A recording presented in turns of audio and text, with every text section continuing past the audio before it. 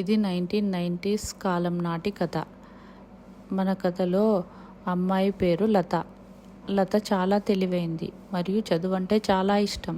కానీ అప్పటి కాలంలో పిల్లలు తమ తమ ఇంటి పనులు కూడా నేర్చుకోవాల్సి ఉండేది.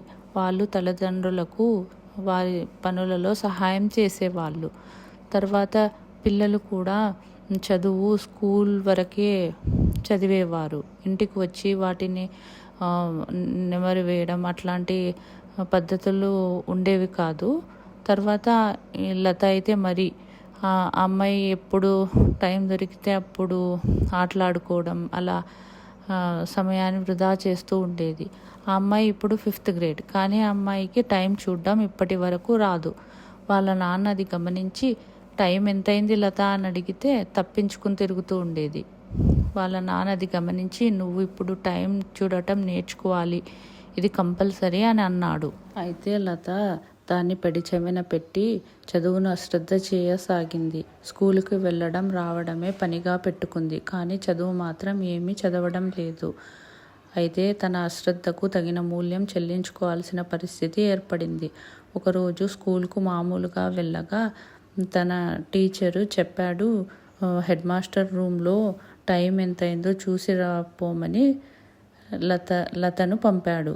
కానీ లతకు టైం చూడడం రాదు. కానీ ఈ సంగతి చెప్తే మాస్టారు తన ఫ్రెండ్స్ నవ్వుతారని టీచర్ మాటను జవదాటకుండా ఆమె హెడ్ మాస్టర్ రూమ్ వైపుకు వెళ్ళసాగింది. కానీ హెడ్ మాస్టర్ రూమ్ తలుపు వేసి ఉంది, తాళం పెట్టి ఉంది. కానీ దీన్ని సాకుగా చెప్పడానికి లేదు. వాళ్ళందరూ హెడ్ మాస్టర్ రూమ్ తలుపుకు ఉన్న రంధ్రం ద్వారా క్లాక్లో టైంను చూసి తెలుసుకోవడం వాళ్లకు ఆనవాయితీ.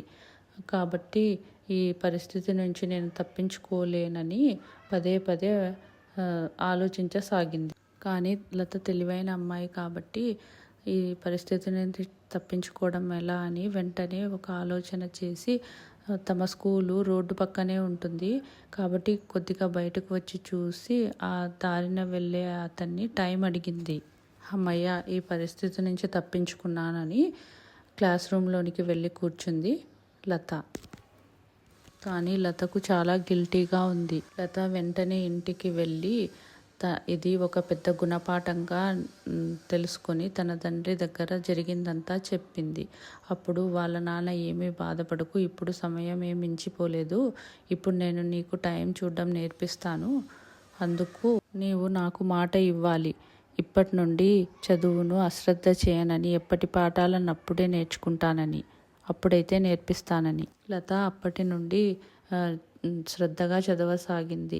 స్కూల్కి కూడా శ్రద్ధగా వెళ్ళసాగింది. ఎప్పటి పాఠాలన్నప్పుడు చదవసాగింది. ఇప్పుడు లత ఎంతో కాన్ఫిడెంట్గా కనిపిస్తుంది.